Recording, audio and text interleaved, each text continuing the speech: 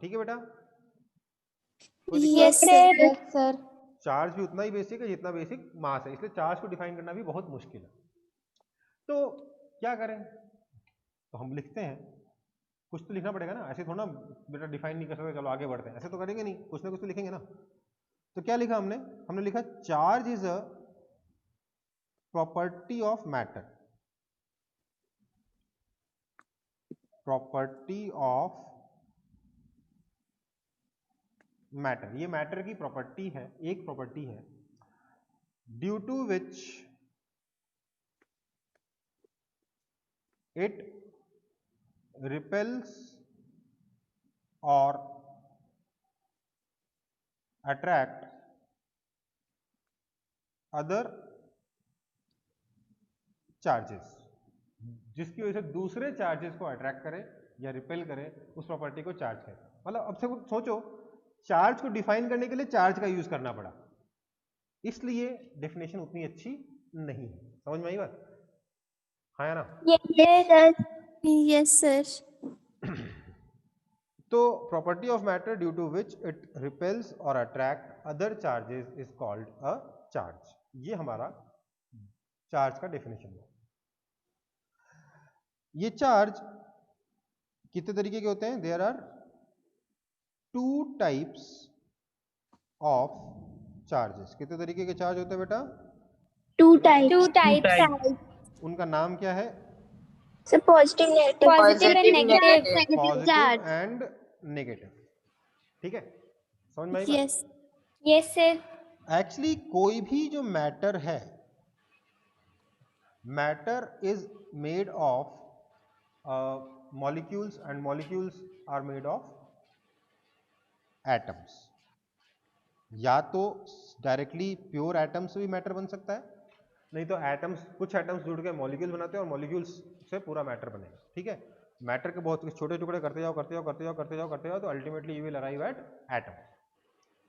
ये होता है, एटम बॉम्ब सुना आपने? यहीं से नाम आया उसका। ठीक है, एटम, एटम क्या होता है बेटा? एटम में दो चीजें होती है, एक तो होता है न्यूक्लियस। क्या होता है? न्यूक्लियस। और उसके चारों तरफ होते हैं इलेक्ट्रॉन्स। यहाँ पे क्या है? इलेक्ट्रॉन है। यहाँ पे क्या है?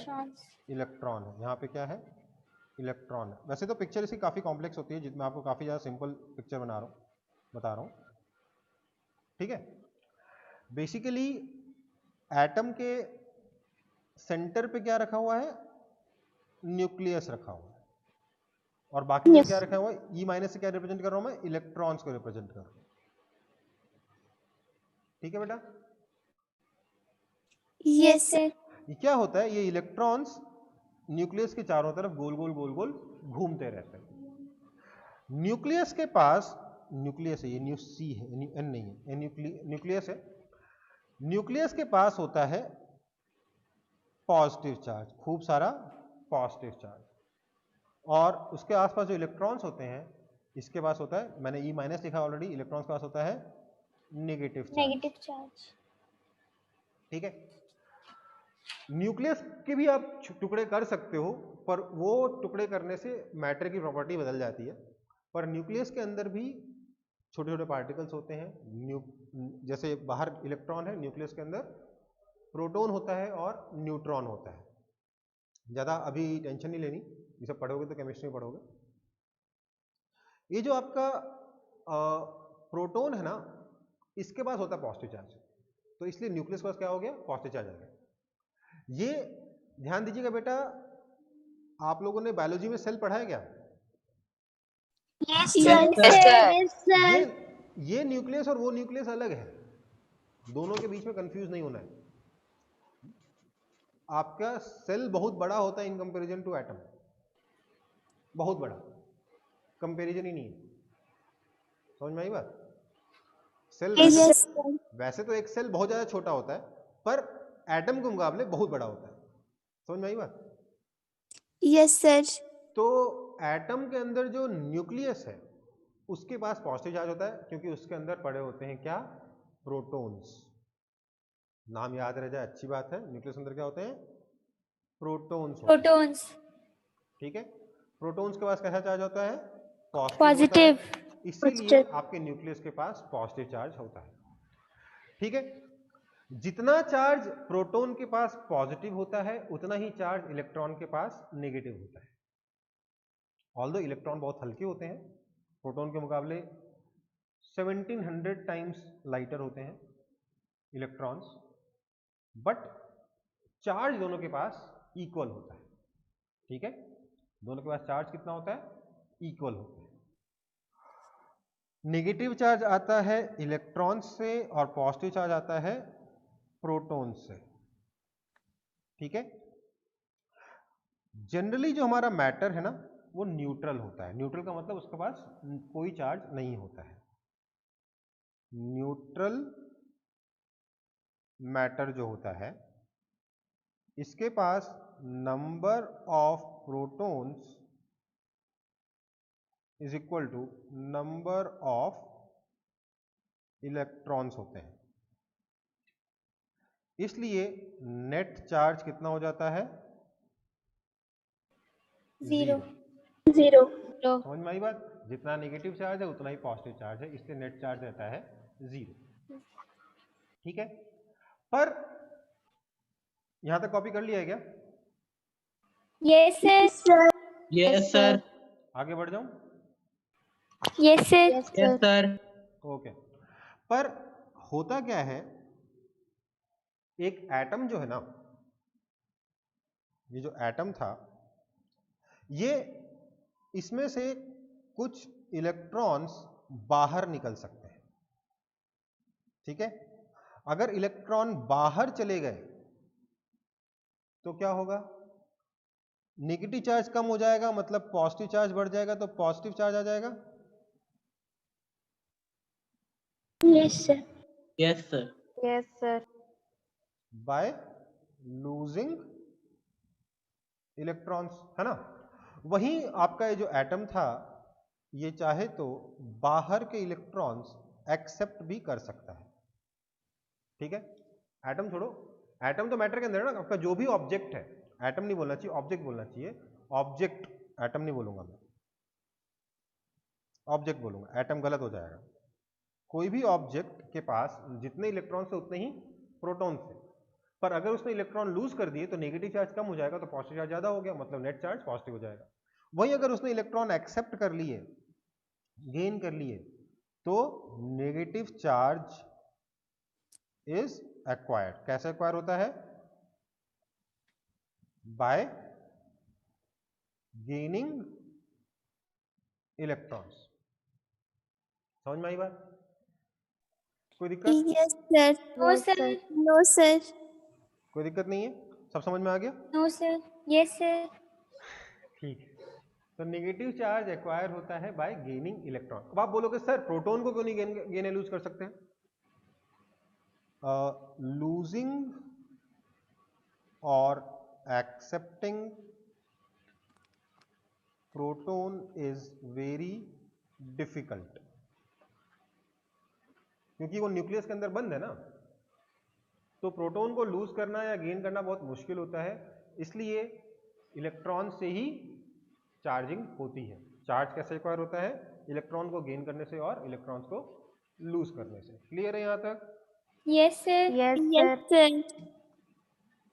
अब देखते हैं एक इलेक्ट्रॉन के ऊपर कितना चार्ज होता है। अच्छा, एसआई यूनिट जो है चार्ज की वो होती है वो होती कूलम। क्या होता है? कूलम। चार्ज की जो एसआई यूनिट है उसका नाम क्या है? कूलम। स्पेलिंग क्या लिखा है? हाँ, सर एक बार स्पेलिंग पढ़ दीजिए। COULOMB। COULOMB। ठीक है, ये जो एक इलेक्ट्रॉन जो होता है, 1 इलेक्ट्रॉन हैज कितना चार्ज होता है मालूम है?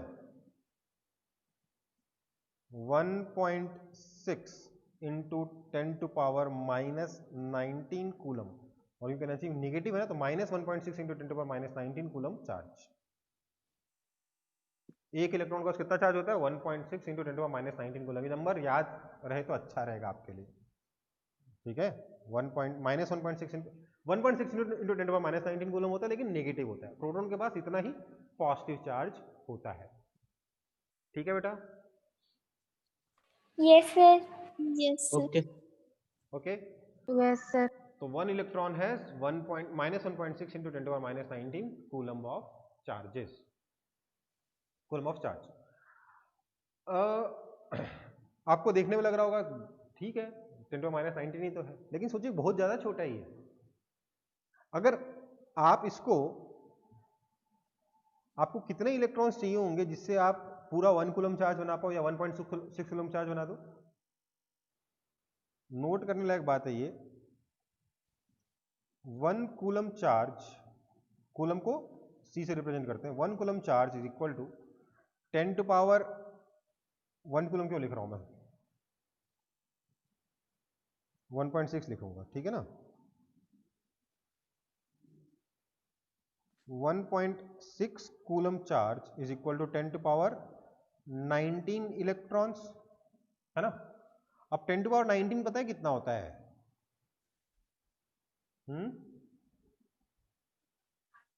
पता है? Sir, 19 times 0. Sir, 19 times 10 0 के एक का बाद बार. 19 5 into 10 to power 7 into 10 to power 7 होगा कि नहीं होगा, बताइए तो जरा। हाँ sir. Yes Yes, sir sir. Yes, sir. तो ये कितना हो गया, 1 लाख करोड़। 10 टू पावर 7 मतलब 1 करोड़, 10 टू पावर 5 मतलब 1 लाख। ये कितना हो गया, 1 लाख करोड़, है ना। अपने इंडिया का पूरे साल भर का बजट कितना होता है, 20 लाख करोड़। 1 लाख करोड़ तो यही हो गया। ये कितना, 1 लाख करोड़ करोड़। समझ में आई बात? Yes, sir. Yes, sir. 1 coulomb charge के लिए सर कितने इसे कैलकुलेट कैसे करते होंगे? क्या सर इसे कैलकुलेट कैसे करते होंगे? बेटा, उसके लिए बहुत सारे तरीके हैं, पर नंबर कितना बड़ा है समझ में आ रहा है? Yes, charge, sir. Yes, sir. Sir मैं वो समझाने की कोशिश कर रहा हूँ कि नंबर बहुत बड़ा है। आपको दिखने में लगता है बस 10 टू माइनस 19, बट अब समझ में आ रहा है कितना बड़ा नंबर है ये? Yes, Yes, sir. sir. Yes, sir. चलो आगे बढ़े। Yes, sir. Yes, sir. Yes, sir. Yes. Okay. अच्छा, अगली एक बहुत ही इंपॉर्टेंट प्रॉपर्टी है कि चार्ज इज क्वांटाइज्ड। चार्ज जो है वो क्या होता है, क्वांटाइज्ड होता है। क्वांटाइज्ड का मतलब समझते हो? ये वर्ड ही, अरे ये कैसा है सर क्वांटाइज्ड, अजीब सा वर्ड नहीं है ये? QUANTIZED, quantized. क्वांटाइज्ड का मतलब क्या होता है?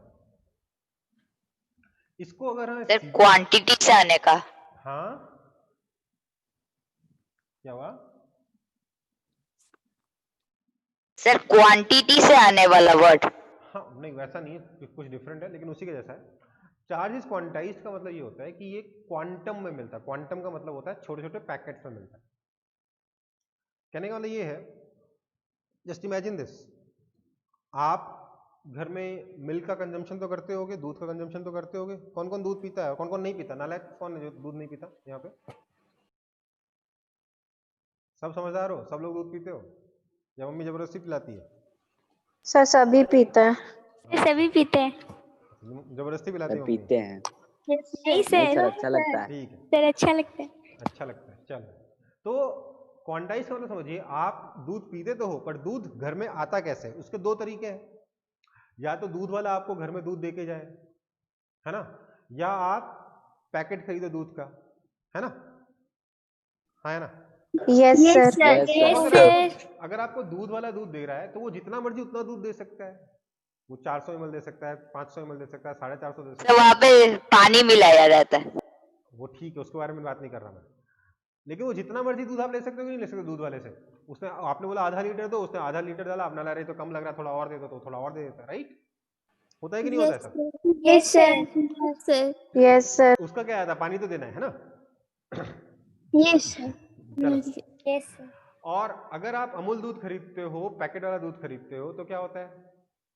या तो आधा लीटर खरीदो, नहीं तो 1 लीटर, नहीं तो 1.5 लीटर, नहीं तो 2 लीटर, है ना। Yes sir. Yes sir. Yes, sir. आप खरीद सकते हो क्या 240 ml? No sir. No sir. Yes, sir. उतना छोटा पैकेट नहीं है, चलो 2 लीटर एंड 240 ml खरीद सकते हो? No sir. No no sir. Sir. No जब भी सर। मतलब आप जब भी अमूल दूध खरीदोगे it will be a multiple of half litre. Yes sir. Yes yes sir. Sir. That is the smallest, जो स्मॉलेस्ट क्वांटिटी अमूल बेचता है उसी के मल्टीपल में आप खरीद सकते हो, है ना? Yes sir. Yes sir. वही उसी चीज को कहते हैं क्वांटाइज्ड. चार्ज इज क्वांटाइज्ड का मतलब है charge on a body can only be found in multiples नहीं बोलना चाहिए, in integral multiples. इंटीग्रल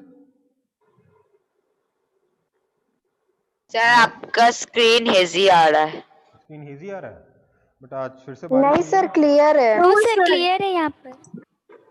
तो आपका इंटरनेट स्लो है फिर. In integral multiples of charge on one electron, है ना? Q is equal to NE. क्यों? क्योंकि आधा इलेक्ट्रॉन तो निकाल नहीं सकते, नहीं आधा इलेक्ट्रॉन डाल सकते हो, है ना? जस्ट लाइक अमूल का आधा पैकेट तो खरीद नहीं सकते. Yes sir. समझ में आई बात? इसलिए चार्ज क्या है? क्वांटाइज्ड है. ये एक बहुत ही इंपॉर्टेंट प्रॉपर्टी होती है चार्ज की. Q is equal to sir box के अंदर में क्या लिखे है सर? क्या? सर बॉक्स के अंदर में क्या लिखे है सर? Q से हम रिप्रेजेंट करते हैं चार्ज को. N इज एन इंटीजर, कोई भी इंटीजर हो सकता है, and E is equal to charge on one electron. ठीक है? Q is equal to NE. ठीक है बेटा, कोई दिक्कत है इसमें? सर इंटीग्रल का मतलब क्या होता है? Yes sir. इंटीग्रल का मतलब बेटा इंटीजर क्या होता है? 1 2 3 4 5 6 7 8 इंफिनिटी तक, 0 -1 -2 -1 -2 -3 -4 माइनस में भी इंफिनिटी तक। तो n की वैल्यू इन्हीं में से कुछ एक होगी. n की वैल्यू 1.5 नहीं हो सकती, n की वैल्यू √2 नहीं हो सकती. समझ में आई बात? n की वैल्यू पाई नहीं हो सकती, n की वैल्यू -पाई भी नहीं हो सकती. समझ में आई बात? Yes sir. Yes sir. Yes sir. चलो अगला बहुत ही सबसे ज्यादा इंपॉर्टेंट पॉइंट मैंने बहुत लेट लिखा है क्योंकि बाकी पॉइंट्स नहीं तो इग्नोर हो जाते हैं. दैट इज, अच्छा उससे पहले एक और छोटा पॉइंट. मास क्यों हो रहा है ऐसा?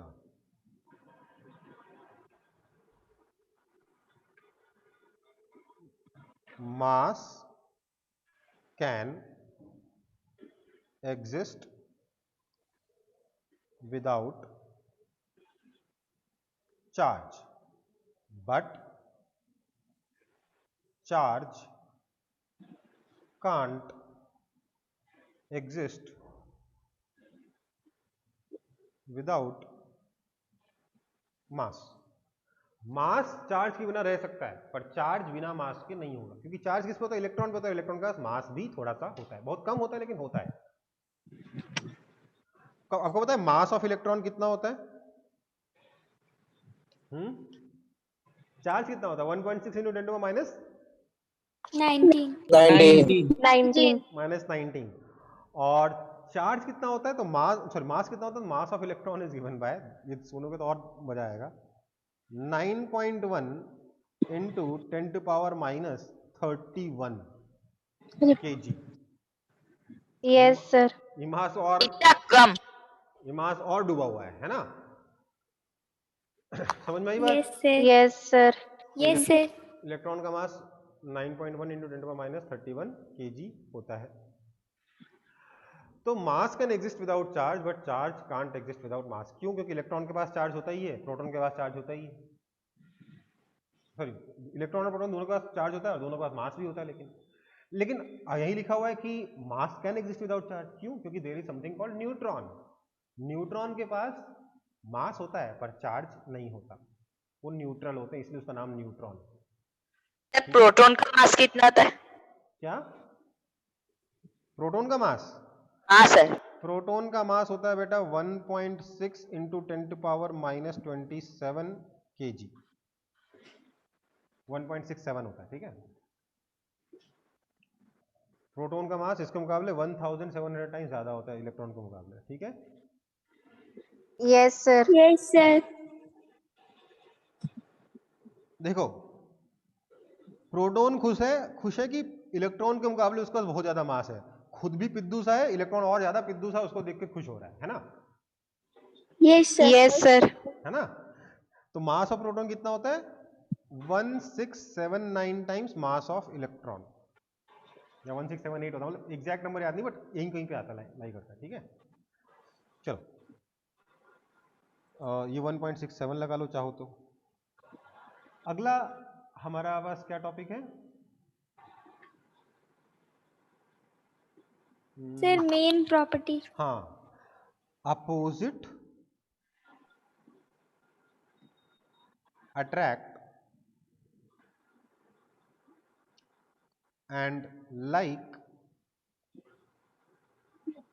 रिपेल। अपोजिट चार्जेस एक दूसरे को अट्रैक्ट करते हैं और लाइक चार्जेस एक दूसरे को रिपेल करते हैं। समझ में आई बात? Yes yes sir. Yes sir. Yes sir. मतलब कि पॉजिटिव रख दोगे तो क्या होगा? एक दूसरे को रिपेल करेगा। रिपेल करेंगे। नेगेटिव रख दोगे तो क्या होगा? एक दूसरे को रिपेल। रिपेल।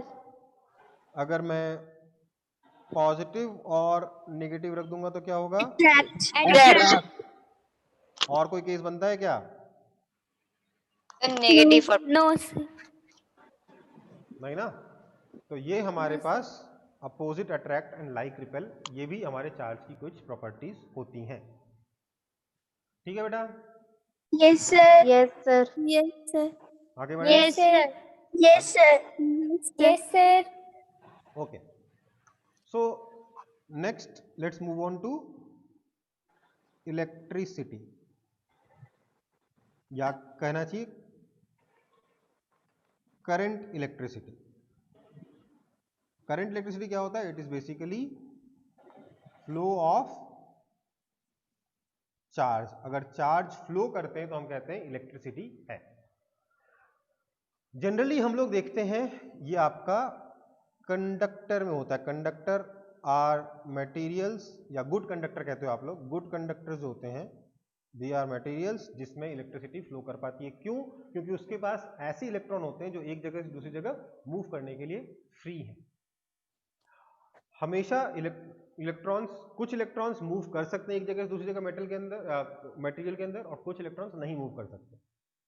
गुड कंडक्टर्स के पास ऐसे इलेक्ट्रॉन्स होते हैं जो मूव कर सकते हैं, इसलिए वो गुड कंडक्टर है, क्योंकि उसके अंदर से चार्ज मूव कर सकता है।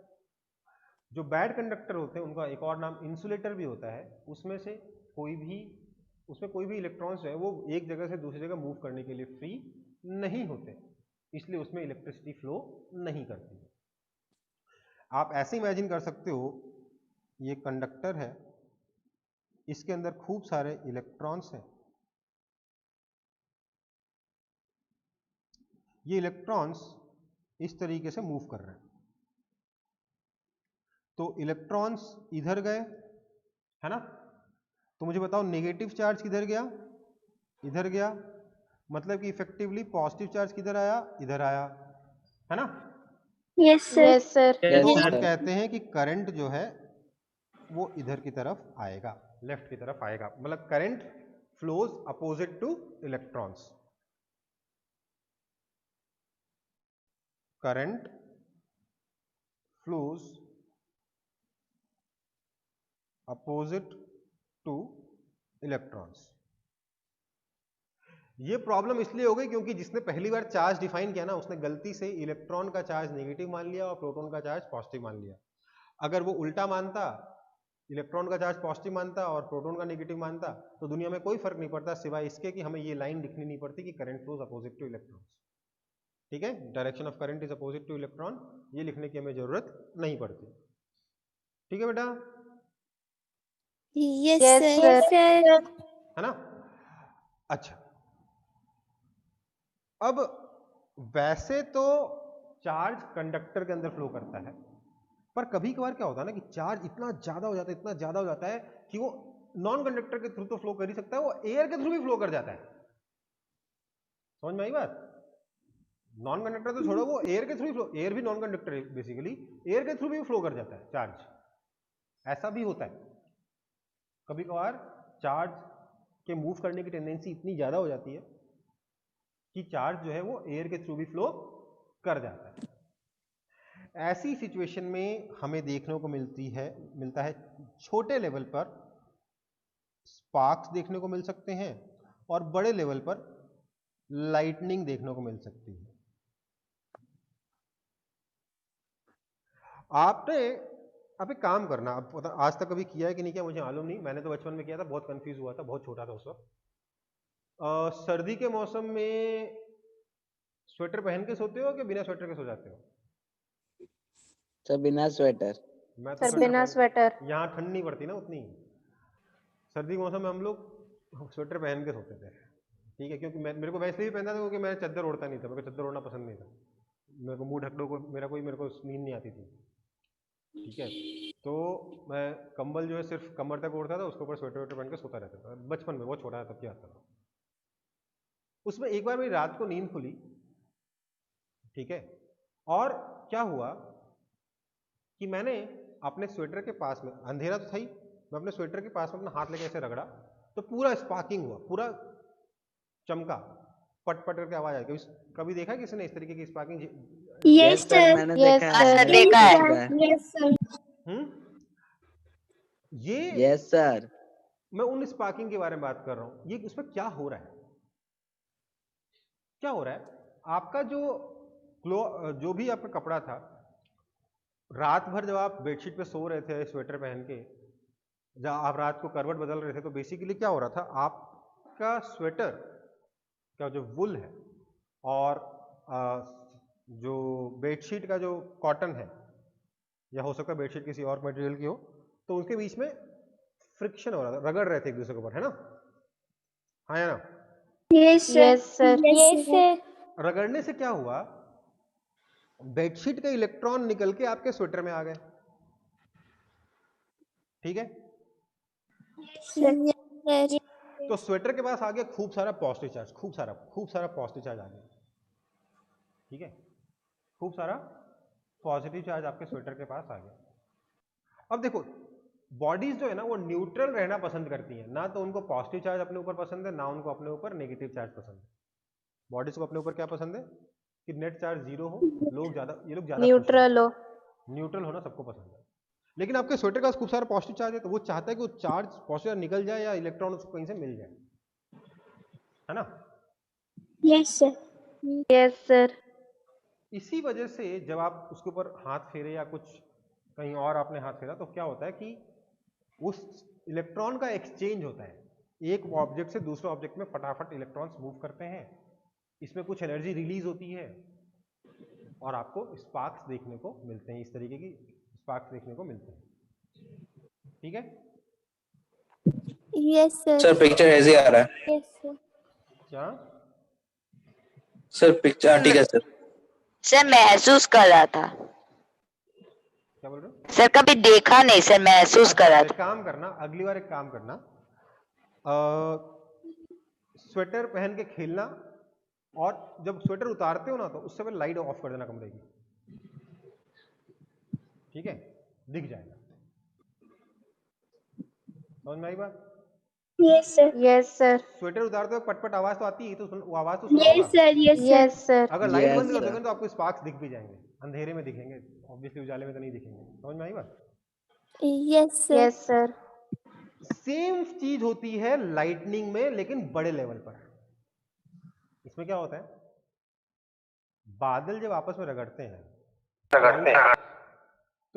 तो क्लाउड्स चार्ज एक्वायर कर जाते हैं, और वो चार्ज जब रिलीज होता है तो वो सीधे अर्थ की तरफ आता है, उसी को हम लोग लाइटनिंग कहते हैं। समझ में आई बात? Yes sir. Yes sir. Sir वो लाइटनिंग मतलब स्पेस की तरफ नहीं जाता क्या? नहीं नहीं, अर्थ की तरफ आता है। ठीक है सर ग्रेविटेशनल फोर्स के लिए। नहीं, ग्रेविटेशनल फोर्स ऐसा, ग्रेविटेशनल फोर्स उस फोर्स के मुकाबले काफी छोटा हो जाएगा, क्योंकि मास बहुत कम है ना भाई आपके इलेक्ट्रॉन्स का। सर तो फिर उसका कारण दूसरा होता है, उसका कारण होता है पोटेंशियल। अब आपको ये समझ में नहीं आएगा इसलिए मैं नहीं बोलना चाहता था। उसका कारण होता है पोटेंशियल। चार्ज जो है वो हायर पोटेंशियल से लोअर पोटेंशियल की तरफ मूव करता है। ठीक है, इलेक्ट्रॉन्स लोअर पोटेंशियल से हायर पोटेंशियल की तरफ जाएंगे तो चार्ज हायर पोटेंशियल से लोअर पोटेंशियल की तरफ आएगा, हाँ या ना? Yes sir. Yes sir. तो समझा सकते पोटेंशियल क्या होता है? एग्जैक्टली आप अब आप यही पूछोगे पोटेंशियल क्या होता है, और मैं फिर समझाने जाऊंगा तो सर फिर हम बोले हाँ बोलिए। सर पोटेंशियल मतलब जहाँ पर चार्ज या फिर इलेक्ट्रॉन कम है वो लो पोटेंशियल है, जहाँ पर ज्यादा है वो हाई पोटेंशियल है। चलो ठीक है, जहां पे पॉजिटिव चार्ज ज्यादा है वहां पर हम कहते हैं हायर पोटेंशियल है, जहां पर पॉजिटिव चार्ज कम है या नेगेटिव चार्ज ज्यादा है वहां कहते हैं कि लोअर पोटेंशियल है। ठीक है, ये कारण होता है पोटेंशियल का, इस कारण से पोटेंशियल आता है। जिस ऑब्जेक्ट अगर नेगेटिव चार्ज के आसपास में कम पोटेंशियल होगा, पॉजिटिव चार्ज के आसपास में ज्यादा पोटेंशियल होगा। अब खुद सोचिए, पॉजिटिव चार्ज दूसरे पॉजिटिव चार्ज को रिपेल करेगा, है ना, और नेगेटिव चार्ज अट्रैक्ट करेगा, हाँ या ना? Yes sir. Yes sir. इसलिए Yes, एक पॉजिटिव चार्ज दूसरे पॉजिटिव चार्ज से दूर और नेगेटिव चार्ज की तरफ मूव करेगा, हाँ या ना? yes sir, कहने का मतलब Yes, ऐसा समझिए कि लेट्स से यहाँ पे मेरे पास एक प्लस चार्ज है, यहाँ पे मेरे पास एक माइनस चार्ज, ठीक है, मैंने यहाँ पर एक छोटा सा पॉजिटिव चार्ज छोड़ दिया, तो क्या होगा, ये पॉजिटिव चार्ज इस पॉजिटिव चार्ज को रिपेल करेगा, यस सर। इस वजह से, और ये Yes, नेगेटिव चार्ज इसको अट्रैक्ट करेगा, तो ये पॉजिटिव चार्ज जो इधर से इधर मूव करता जाएगा यहाँ पहुंच जाएगा, है ना? Yes sir. यहाँ पर Yes, आप कह sir. सकते हो ये हायर पोटेंशियल है और इधर लोअर पोटेंशियल। ठीक है, समझ में आई बात? वहीं Yes, नेगेटिव sir. चार्ज के साथ क्या होगा, नेगेटिव चार्ज को अगर यहां छोड़ूंगा तो ये इधर चला जाएगा, है ना? Yes sir. Yes, तो sir. क्या हुआ, नेगेटिव चार्ज लोअर पोटेंशियल से हायर पोटेंशियल की तरफ जाता है, पॉजिटिव चार्ज हायर पोटेंशियल से लोअर पोटेंशियल की तरफ जाता है, लेकिन पॉजिटिव चार्ज हमें पता है मूव करता नहीं है, हमेशा इलेक्ट्रॉन ही मूव करते हैं। इसलिए हम क्या कह सकते हैं इफेक्टिवली कि इलेक्ट्रॉन क्योंकि लोअर पोटेंशियल से हायर पोटेंशियल की तरफ जाता है, इसलिए हम कह सकते हैं कि चार्ज हायर पोटेंशियल से लोअर पोटेंशियल की तरफ गया, हाँ या ना? Yes, sir. Yes sir. Yes, तो sir. बेसिकली लाइटनिंग अर्थ की तरफ होती है बिकॉज ऑफ पोटेंशियल डिफरेंस, बाद क्लाउड्स और एक सेकंड, ये क्या होगा, सर आपके पीछे कुछ आगे ग्रीन ग्रीन ये क्या हो गया एकदम से? सर मक्खी जैसा लग रहा है।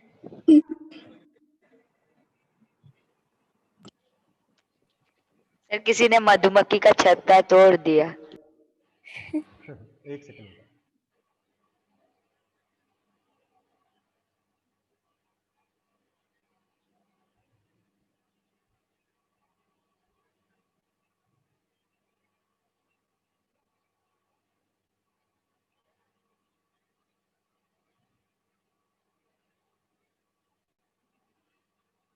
हाँ सर चला गया।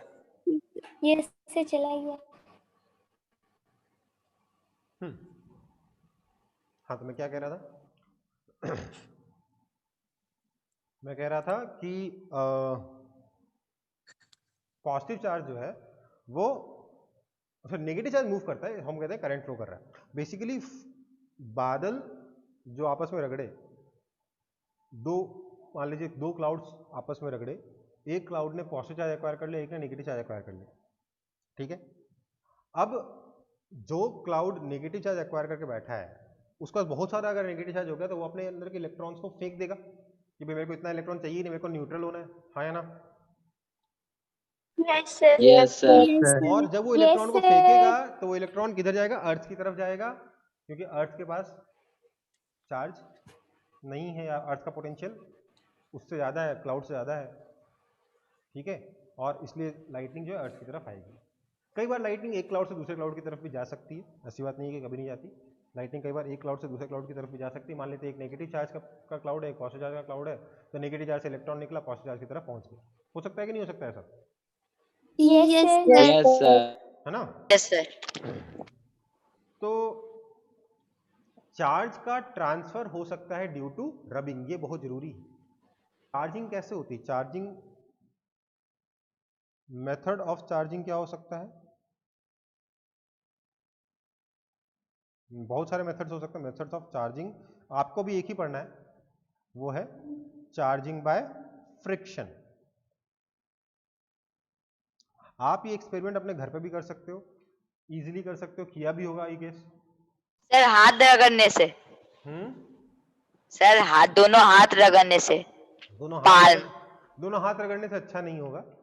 एक काम करो, अपने स्केल को या कंघी को अपने ड्राई हेयर्स में, गीले बालों में नहीं, तेल लगे हुए बालों में नहीं, एकदम ड्राई हेयर्स में, जब बाल एकदम सूखे हुए हैं, ठीक है, एकदम सूखे हुए बाल, बेजान बाल जो हो जाते हैं ना, उनके साथ अपने स्केल को रगड़ो या कंघी को रगड़ो, तो आपकी कंघी के पास भी चार्ज आ जाएगा, आपके बालों के पास भी चार्ज आ जाएगा। बाल तो जहां है वहीं छोड़ दो। कंघी को अगर आप छोटे छोटे कागज के पीस के पास लेके जाओगे तो कागज के पीसेस को आपका जो कंघी है वो अट्रैक्ट करेगा। हाँ सर, कर चुके हैं ये किया होगा ना एक्सपेरिमेंट कभी ना कभी। Yes sir. Yes sir. बस इसी को हम कह रहे हैं। इसी ऐसा क्यों हुआ? क्योंकि आपके बालों ने आपके स्केल से इलेक्ट्रॉन छीन लिए। स्केल का कैसा चार्ज आ गया? पॉजिटिव चार्ज आ गया। अब वो पॉजिटिवली चार्ज बॉडी जब कागज के पास आई तो कागज को अट्रैक्ट किया। आप बोलोगे सर लेकिन कागज के पास तो चार्ज नहीं था, है ना? कागज के पास चार्ज था क्या? नहीं सर। No sir. देखो अब नहीं जानते सर। देखो अब मैं जो थोड़ा बता रहा हूँ ना वो थोड़ा गलत है, टेक्निकली गलत है, पर कुछ कुछ ऐसा ही होता है, आप समझ लो। जो मैं बता रहा हूँ टेक्निकली गलत है बट प्रिंसिपली सही है। क्या होता है, ये मान लो आपके पास कोई भी मटेरियल है जिसके पास में आपने एक पॉजिटिव चार्ज वाला स्केल लेके गए या कंघी लेके गए, इसके पास पॉजिटिव चार्ज है। अब इसके पास तो खूब सारे इलेक्ट्रॉन भी होंगे, खूब सारे प्रोटॉन भी होंगे, है ना? Yes sir. तो क्या करेगा ये जो पॉजिटिव चार्ज है इसके अंदर के इलेक्ट्रॉन्स को अपनी तरफ खींच लेगा, इधर नेगेटिव चार्ज आ जाएगा।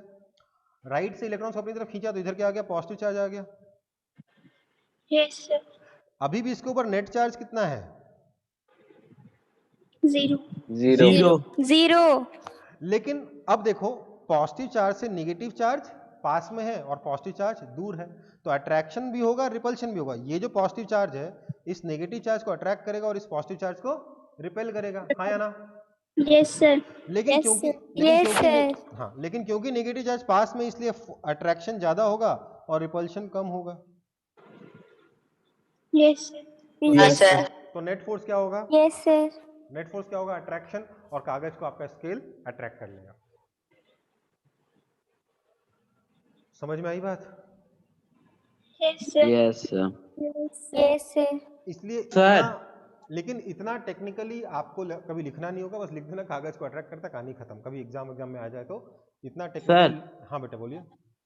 सर आपने बोला था कि पॉजिटिव तो न्यूक्लियस के अंदर रहता है, तो न्यूक्लियस जो आप बोले थे कि पॉजिटिव को मतलब कि देखिए हिलाना तो मुश्किल होता है। क्या हुआ, यहाँ पर भी खूब सारे एटम्स थे, nucleus electrons, nucleus electrons, nucleus electrons, nucleus electrons, है ना? Yes sir. Yes sir. इसमें जो इलेक्ट्रॉन था इसको खींच के हम यहाँ ले गए, इसके इलेक्ट्रॉन को यहाँ ले गए, इसके इलेक्ट्रॉन को भी यहाँ ले गए, इसके इलेक्ट्रॉन को भी यहाँ ले गए, इसके इलेक्ट्रॉन को भी यहाँ ले गए। तो इनके पास क्या चार्ज बचा? इलेक्ट्रॉन निकल गया तो पॉजिटिव चार्ज बचा कि नहीं बचा? Yes sir. तो यहाँ पे क्या, कौन सा चार्ज बचा? पॉजिटिव। समझ में आई बात? यहाँ पॉजिटिव चार्ज आया नहीं है, यहाँ बचा है, क्योंकि यहाँ से नेगेटिव चार्ज लेफ्ट में चला गया है। समझ में आई बात? Yes sir. Okay, yes sir. ठीक है बेटा। सर, हाँ सर आप बोले कि हम लोग जब स्वेटर पहन के बेड में सो जाएंगे तो सर फ्रिक्शन होगा बेडशीट और स्वेटर के बीच। सर आप बोले कि फिर हम लोग स्वेटर पहन के जब खेलने जाएंगे तो सर किसके बीच फ्रिक्शन होगा? बेटा खेलोगे तो कहीं ना कहीं तो रगड़ोगे ही ना अपने आप को। ऐसा तो है नहीं कि बस, अब पता नहीं आप लोग कैसे खेलते हो, मैं तो खेलता था धूल मिट्टी पता नहीं कहाँ का रगड़ के आता था अपने आप। सर दीवार के साथ रगड़ जाता दीवार था से कभी। रगड़ते थे, धूल मिट्टी में रगड़ाते थे, मेटलिक गेट पे रगड़ाते थे, पता नहीं कहाँ कहाँ रगड़ते थे यार अपने आप को। बॉल आके टकरा जाता था। और कुछ नहीं तो आपके टी शर्ट से तो रगड़ाएगा ना आपका sweater. Yes sir, yes sir, yes sir. ठीक है, चलो चलो फिर अब देखो यार, आपकी बुक में जो है ना वो उसको मैं एग्जैक्टली पढ़ा नहीं पाऊंगा, बहुत ही वैसा सा दे रखा है, बट हाँ इन चार्जेस के ऊपर काफी सारे एक्सपेरिमेंट्स भी आपकी बुक में दे रखे हैं। ठीक है, वो एक्सपेरिमेंट्स आप लोग एक बार ट्राई जरूर करना अगर कर सको तो। जैसे बलून को, 2 बलून लो, दोनों को अपने सर से रगड़ो, दोनों के पास सेम चार्ज आएगा, एक रस्सी से दोनों को लटका दो तो दोनों एक दूसरे को रिपेल करके दूर दूर चले जाएंगे। समझ में आई बात? Yes sir, yes sir. ठीक है, क्या नाम है,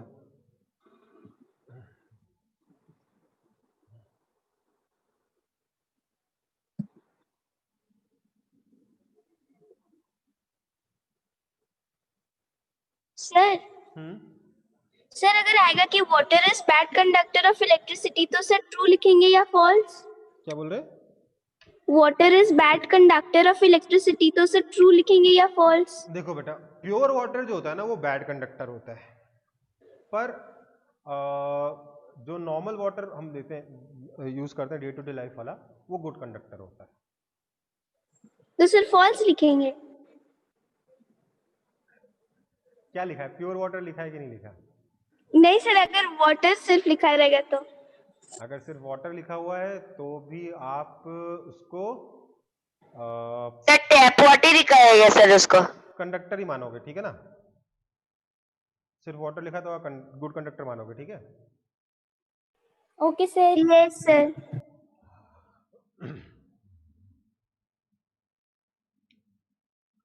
चलो अब देखो बेटा, थोड़ा सा ना जो 3-4 एक्सपेरिमेंट दे रखे हैं बलून्स को लेकर, और छोटा सा एक इलेक्ट्रोस्कोप बनाना सिखाया आपको आपकी बुक में, वो एक बार ट्राई कर लीजिएगा, ठीक है? या पढ़ लीजिएगा एक बार बुक से।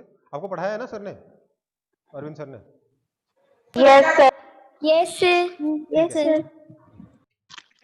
ठीक है, अब देखो लाइटनिंग में क्या होगा ना कि हाँ, लाइटनिंग वैसे तो बेटा देखो कोई बहुत ज्यादा खतरनाक चीज नहीं है। क्यों नहीं खतरनाक है? क्योंकि इंसानों के ऊपर इतनी जल्दी गिरती नहीं है, बट अगर गिर जाए तो बचने का कोई स्कोप बचता नहीं है, होता नहीं है, ठीक है? तो इसलिए उससे संभल के रहना जरूरी है। इसलिए अगर आप कभी भी थंडर स्टॉर्म के टाइम पे घर से बाहर हो, घर से अगर बाहर हो तो क्या करना चाहिए आपको? मान लो आप कार में हो, कार से बाहर निकले तो कार के अंदर ही बैठे रहना चाहिए, बाहर नहीं निकलना चाहिए, ठीक है? समझ में आई बात? जहां तक हो सके शेल्टर लेने की कोशिश करनी चाहिए थंडर स्टॉर्म में, क्योंकि लाइटनिंग अगर हुई तो वो आपको नुकसान पहुंचा सकती है जबरदस्त वाला। पेड़ को छोड़ के ना। हाँ, और